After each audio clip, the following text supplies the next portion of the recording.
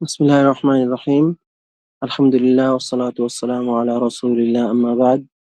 আল্লাহুম্মা লা সাহলা ইল্লা মা জাআলতাহু সাহলা ওয়া আনতা জাইলুল হাজনা ইযা শি'তা সাহলা। আল্লাহুম্মা সাহ্হিল ইয়া হাইয়্যু ইয়া কাইয়্যুম ইয়া যাল জালালি ওয়াল ইকরাম।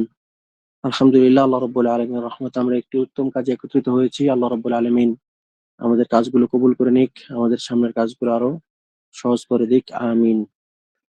আমাদের আহ যে দার্সগুলো নিচ্ছিলাম ইতিমধ্যে, এগুলো ছিল যে আহ একটা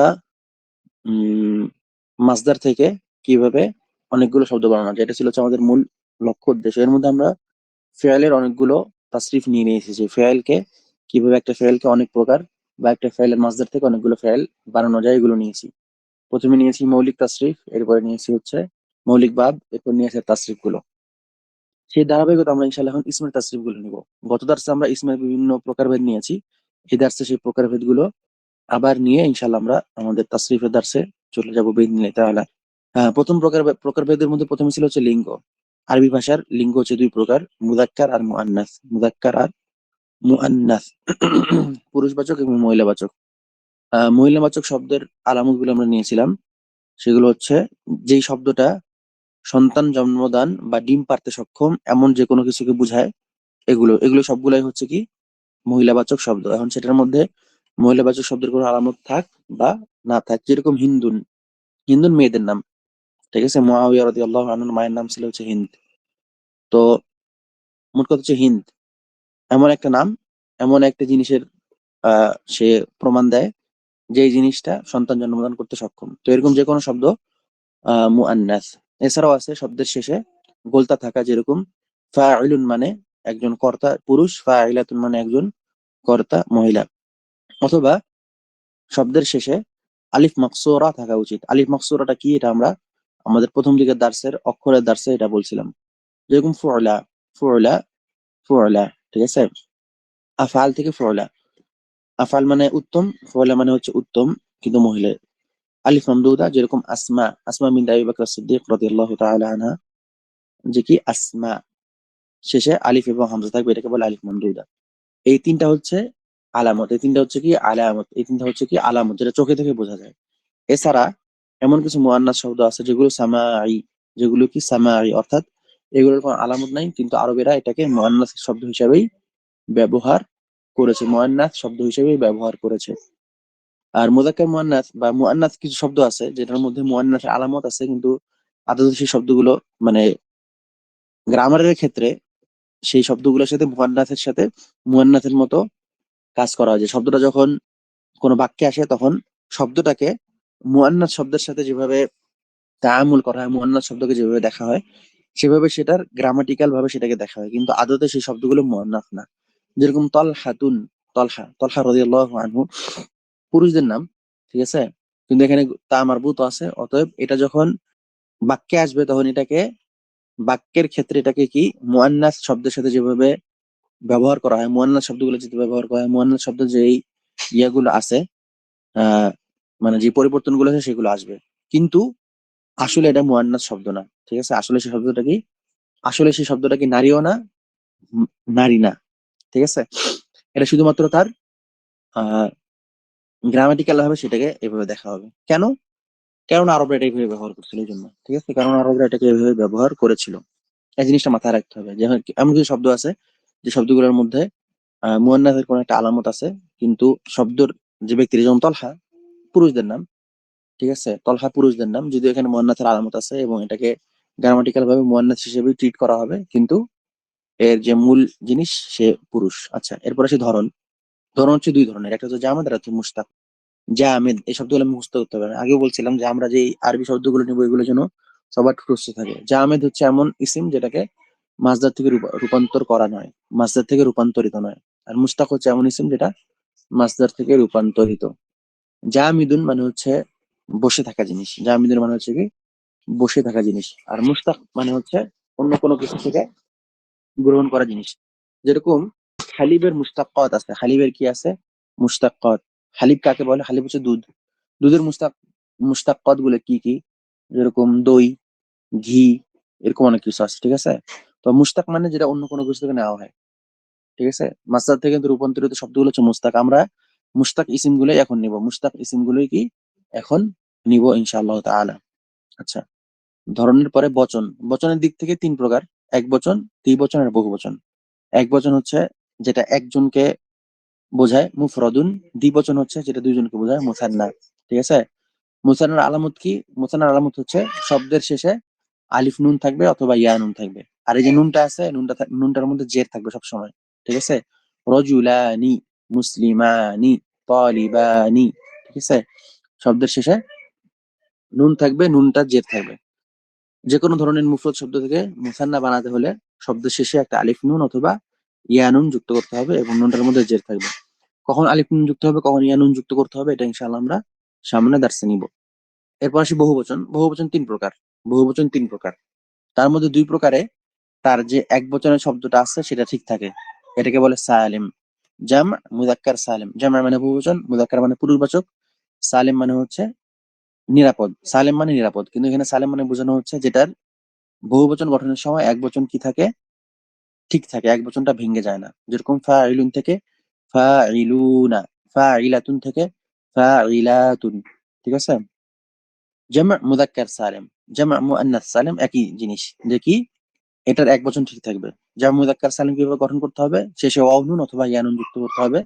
কিন্তু এই নুনটাতে সবসময় কি থাকবে? জবর থাকবে। ঠিক আছে? তাহলে দ্বিবচনের নুন আর জামা মুযাক্কার সালিমের নুনের মধ্যে পার্থক্য কি? একটাতে জের থাকে, একটাতে জবর থাকে। জামা মুআন্নাস সালিম কিভাবে গঠন করতে হবে?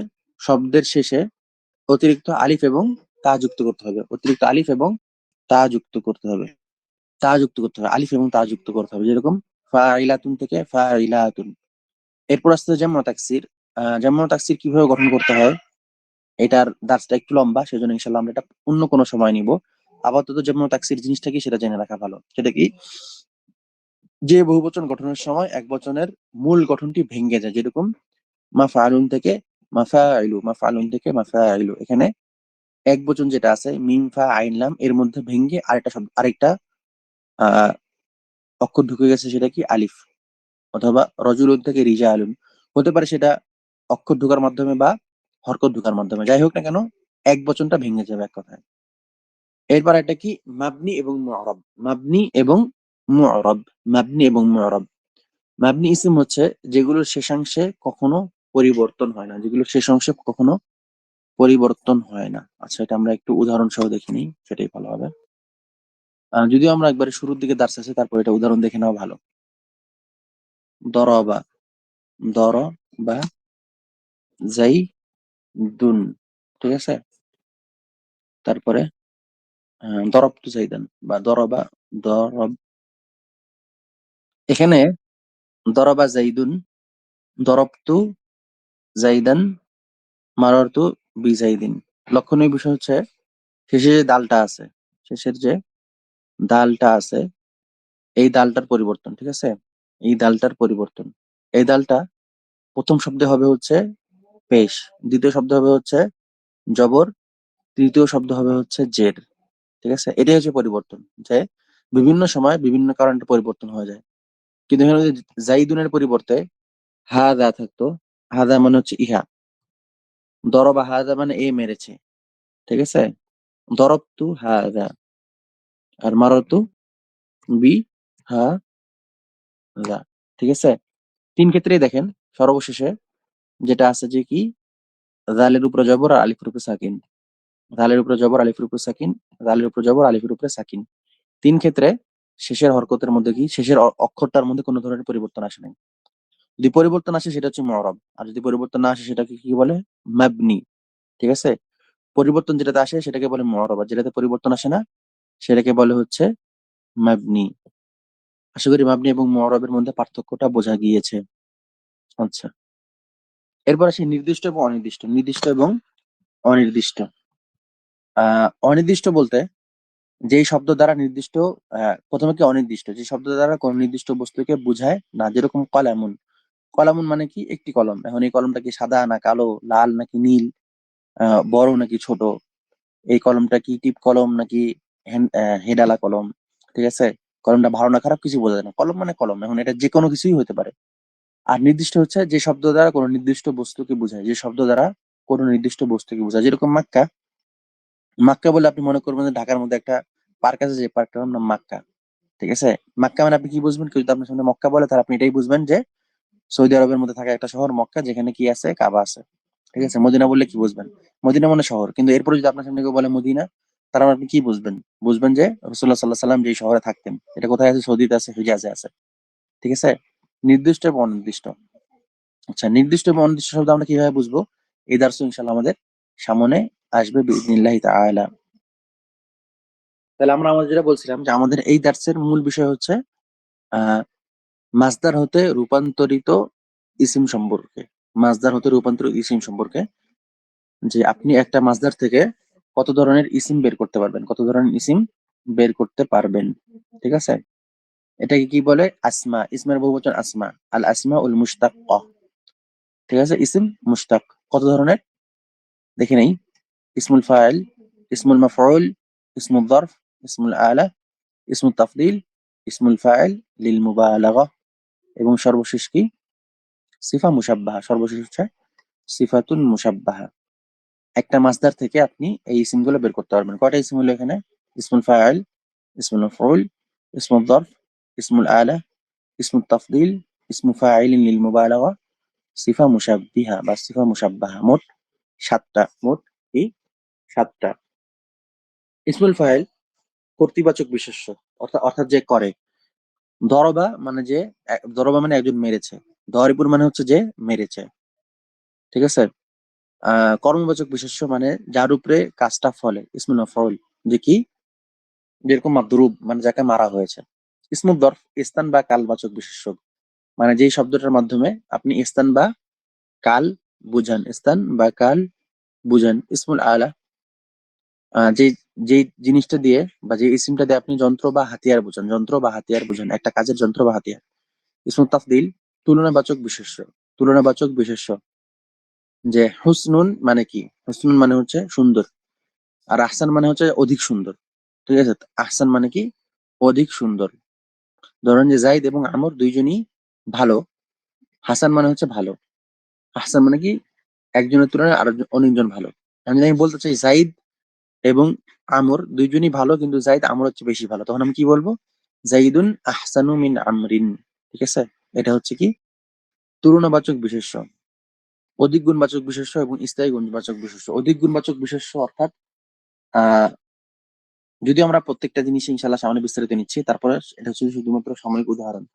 যেরকম রহমান রহিম, অর্থাৎ এই গুণটা তার মধ্যে আছে এবং অনেক বেশি আছে। অনেক কি আছে? বেশি আছে। যেটা কি বলে? ইসমু ফাইলিন লিল মুবালাগা। যেরকম রহমান, আল্লাহর মধ্যে রহমত আছে এবং সেটা অনেক বেশি পরিমাণে আছে, এই জন্য আল্লাহকে কি বলা হয়? রহমান রহিম। ঠিক আছে, এগুলো প্রত্যেকটার গঠন প্রণালী কিরকম হবে, কিভাবে গঠন করব, কতগুলা করে গঠন করা সম্ভব হবে, গঠন করা সম্ভব হবে না, তাসরিফটা কেমন হবে, এগুলো নিয়ে ইনশাআল্লাহ আমাদের সামনের দার্স গুলো বিস্তারিত আসবে বিইذনিল্লাহি তাআলা। তাহলে আমরা ইসমুল ফাইল দিয়ে শুরু করি। তাহলে আমরা কি ইসমুল ফাইল দিয়ে শুরু করি। ইসমুল ফাইল জিনিসটা কি?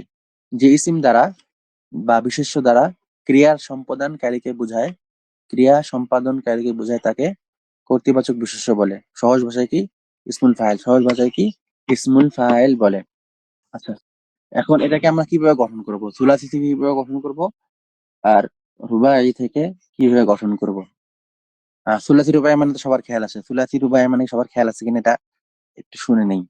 সুলাসি কাকে বলে, আর রুবাই কাকে বলে, এটা জিজ্ঞেস করব। উত্তর দিবেন ইনশাআল্লাহ সবাই। মাইক খুলে দিচ্ছি আমি। সুলাসি কাকে বলে? সাহেব, 3 অক্ষর বিশিষ্ট মাছদারকে সুলাসি, আর 4 অক্ষর বিশিষ্ট মাছদারকে রুবাই। আচ্ছা, মাশাআল্লাহ মাশাআল্লাহ। এখন আমরা ইসমুল ফাইল কিভাবে গঠন করব? ইসমুল ফাইল কিভাবে গঠন করব? এখানে আরেকটা জিনিস বলে নেওয়া ভালো। ফেল মুদারি, আমরা এগিয়ে নিচ্ছি কি? ফেল মাদি, ফেল মুদারি আর ফেল আমর, তাই না? আমাদের এই গঠনগুলোর ক্ষেত্রে আমরা দেখবো যে ফেল মুদারিয়ার এখানে অনেক কি আছে, আহ প্রয়োজনীয়তা আছে, যে আমাদের ফেল মুদারি কি সেটা আগে জেনে নিতে হবে। ঠিক আছে, ফেল মুদারি কি সেটা জানলে আমরা ফেল মুদারি থেকে অন্য জিনিসগুলো গঠন করতে পারবো। তো প্রথমে কি করতে হবে আমাদেরকে? ফেল মুদারি থেকে গঠন করতে হবে, অর্থাৎ যে কোনো মাসদারের ফেল মুদারি বের করতে হবে। দরবা থেকে ফেল মুদারি ইয়াদরিবু, সামিয়া থেকে ফেল মুদারি ইয়াসমাউ। ফেল মুদারি বের করতে হবে। এরপর দেখবো সেটা কি 3 অক্ষর না 4 অক্ষর। যদি 3 অক্ষর হয় তাহলে এক ধরনের, 4 অক্ষর হলে আরেক ধরনের। আচ্ছা, 3 অক্ষর বিশিষ্ট মাসদার হলে ফেল মুদারের প্রথম অক্ষরটি প্রথমে কি করতে হবে? বিলুপ্ত করে ফা কালিমাতে জবর দিয়ে একটি আলিফ যুক্ত করে আইন কালিমাতে জের দিতে হবে। প্রথম অক্ষরটা বিলুপ্ত করব। প্রথম অক্ষর কি? ইয়া। এরপর ফা কালিমা কি করব? জবর দিব। জবর দিয়ে ফা কালিমার পরে কি দিব? একটা আলিফ দিব। ফা কালিমার পরে একটা আলিফ দিব। তাহলে আমরা কি পাবো? আমরা ইসমুল ফাইল পেয়ে যাব, তাই না? আচ্ছা, প্রথমে ফেলটা থেকে প্রথম অক্ষর বিলুপ্ত করব, 1। ফা কালিমাতে জবর দিব, 2। ফা কালিমার পরে একটা আলিফ দিব, 3। এই হচ্ছে আমাদের কি ইসমুল ফাইল 3 অক্ষর বিশিষ্ট মাসদার থেকে বা সুলাসি থেকে ইসমুল ফাইল বের করার নিয়ম। আচ্ছা, তাহলে আমরা উদাহরণ নিই। আমাদের এখানে দুইটা দেওয়া আছে, ফাইল এ ফাইল থেকে ফাইল, এফতাহ থেকে ফাতিহ। আচ্ছা, দরবা থেকে নেই তাহলে। দরবার ফেল মুদারে কি? কে বলতে পারবেন? ইয়াদ্রিবুস। ইয়াদরিবু, তাই না? প্রথম আচ্ছা, কেউ হাত তুলেন। যারা হাত তুলবেন তাদের মধ্যে যে কোনো একজনকে সিলেক্ট করবো, যারা এটা গঠনে ইয়ে করবে। আচ্ছা, আফিয়া আফিয়া ভাই, প্রথমে তাহলে আপনি মাশাআল্লাহ সবার আগে করছেন। আমাদের কাছে আছে ইয়াদরিবু। কি করতে হবে এখানে প্রথমে? প্রথমে ইয়াটা বিলুপ্ত করতে হবে সে। মাশাআল্লাহ, যদি আমরা লিখিতভাবে উত্তর পেয়ে গেছি এক বোনের কাছ থেকে, মাশাআল্লাহ জাযাকাল্লাহ খাইর। প্রথমে আমরা ইয়াটা বিলুপ্ত করলাম, এরপরে এরপরে ফা কালেমায় জবর দিতে হবে। জবর দিলাম, তারপরে তারপর ফা কালেমার পরে আলিফ, হামজা। আলিফ। হয়ে গেল কি? দারিবুন। আচ্ছা, অরিবুন। ইনশাআল্লাহ আপনারা বাকি যেগুলো আছে এগুলো নিজেরা নিজেরা অনুসরণ করবেন বিইذنিল্লাহি তাআলা, ঠিক আছে? বাকি অনেকগুলো মাসদার তো ইতিমধ্যে নেওয়া হয়ে গেছে, তার মধ্যে থেকে আপনারা নিজেরা অনুসরণ করে সুলাসি গুলো বের করে নেবেন। আচ্ছা, আমরা এরপর আসি রুবাই আমরা কিভাবে করব। রুবাই গুলো আমরা কিভাবে করব?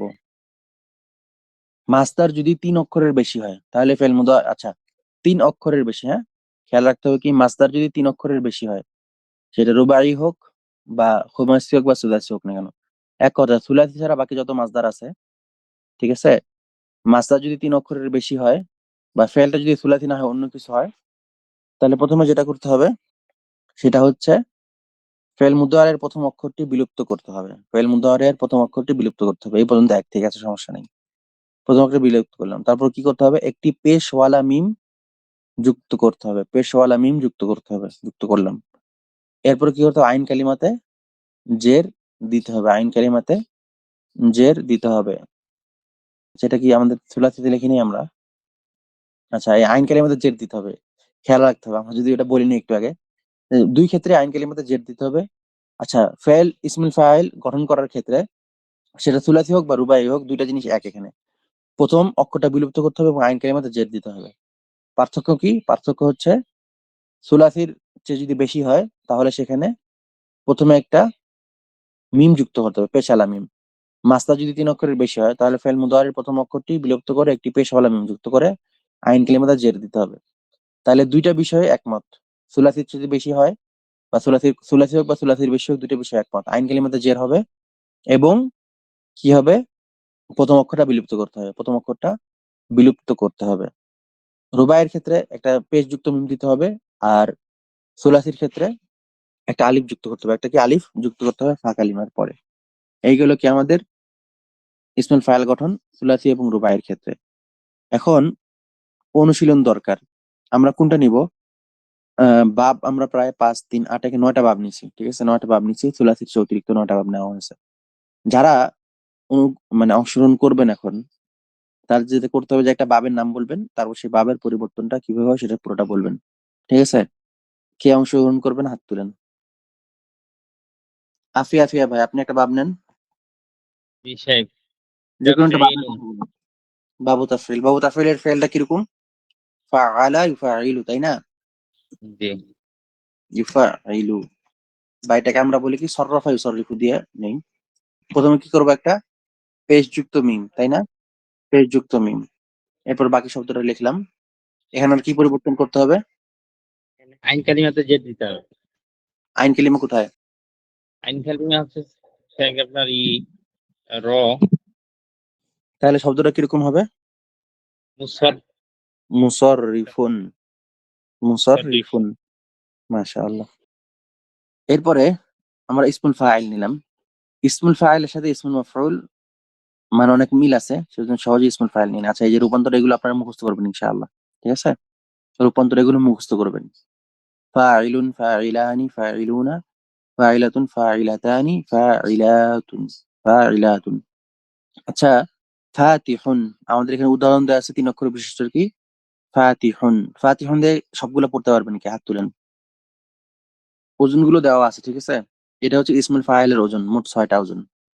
রূপান্তরের নিয়ম এবং ওজন দেওয়া আছে। পড়বেন কে? এখানে দেখে দেখে পড়লেই হবে। মাশাআল্লাহ, একজন বোন লিখে দিয়েছেন, জাযাকাল্লাহু খাইর।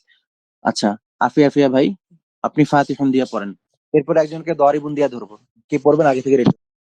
ফাতিহুন, ফাতিহানে, ফাতিহুনা, ফাতিহাতুন, ফাতিহাতানে, ফাতিহাতুন।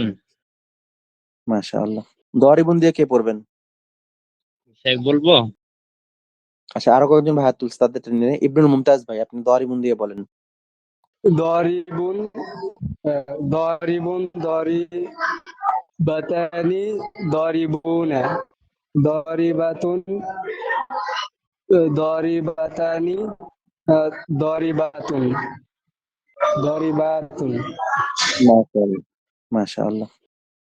এরপর হচ্ছে ইসমুল মাফউল। আমরা আজকে ইসমুল মাফউল নিয়ে ইনশাআল্লাহ দার্সটা শেষ করবো বিইذنিল্লাহি তাআলা। ইসমুল মাফউল কি? যে ইসমের উপরে কর্তার ক্রিয়াটি পতিত হয় তাকে ইসমুল মাফউল বলে। তাকে কি বলে? ইসমুল মাফউল। ইসমুল মাফউল। ইসমুল মাফউল কি থেকে গঠন হয়? গঠন হয় হচ্ছে ফাইল মুদারে মাজহুল থেকে। ফাইল মুদারে মাজহুল থেকে ইসমুল মাফউল গঠন হয়।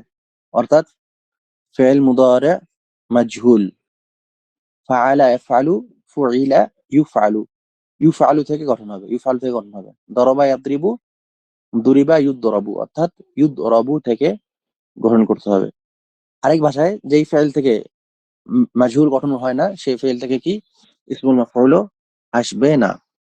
আচ্ছা, 3 অক্ষর বিশিষ্ট মাসদার হলে ফাইল মুদারে মাজহুলের প্রথম অক্ষরটি বিলুপ্ত করে একটি জবরওয়ালা মিম যুক্ত করে আইন কালিমাতে পেশ দিয়ে আইন কালিমা ও ফা কালিমার মাঝে একটি সাকিনওয়ালা ওয়াও যুক্ত করতে হবে। কয়টা কাজ? প্রথম কাজ কি? প্রথম অক্ষর বিলুপ্ত করা। ইসমুল ফাইলের সাথে মিল আছে এখানে, তারপর ওগুলোর মিল নেই আর কি। বিলুপ্ত করে একটি জবরওয়ালা মিম যুক্ত করে, বিলুপ্ত করার পর কি হতে হবে?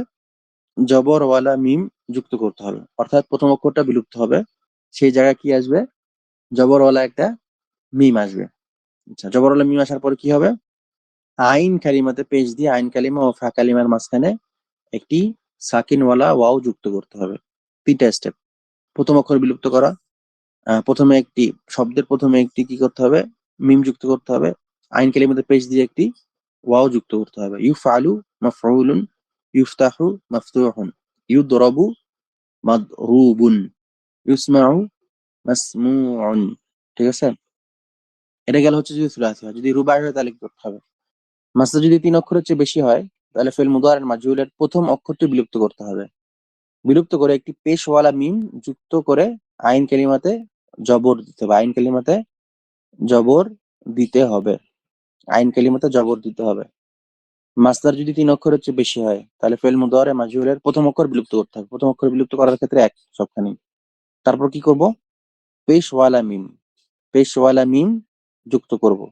আর আইন কালিমাতে জবর দিব। আইন কালিমাতে জবর দিব। আইন কালিমাতে জবর দিব। তাহলে কয়টা কাজ হলো? প্রথম অক্ষরে বিলুপ্ত করা, পেশওয়ালা মিম যুক্ত করা এবং আইন কালিমাতে জবর দেওয়া। যেরকম ইউস্তাফালু মুস্তাফালুন, ইউস্তাখরাজু মুস্তাখরাজুন, অথবা ইউখরাজু মুখরাজুন, ইউখরাজু মুখরাজুন। ওজনগুলো দেওয়া আছে কি? এই যে ওজন এখানে 3 অক্ষর বিশিষ্ট গুলো দেওয়া আছে। কি কি? মাফউলুন, মাফউলানি, মাফউলুনা, মাফউলাতুন, মাফউলাতানি, মাফউলাতুন। আচ্ছা, এই ছিল আজকে আমাদের দার্স, যে ইসমুল ফাইল এবং ইসমুল মাফউল। এর সাথে আমরা অতিরিক্ত গত দার্সে যে জিনিসগুলো নিয়েছিলাম তার কিছুটা রিভাইজ দিয়ে নিয়েছি। তাহলে আজকের দার্স এখানেই। আল্লাহ রাব্বুল আলামিন সবাইকে কবুল করে নিন। সুবহানাল্লাহি ওয়া বিহামদিহি, আশহাদু আল্লা ইলাহা ইল্লাল্লাহু, আস্তাগফিরুকা ওয়া আতুবু ইলাইক। আসসালামু আলাইকুম ওয়া রাহমাতুল্লাহি ওয়া বারাকাতুহু।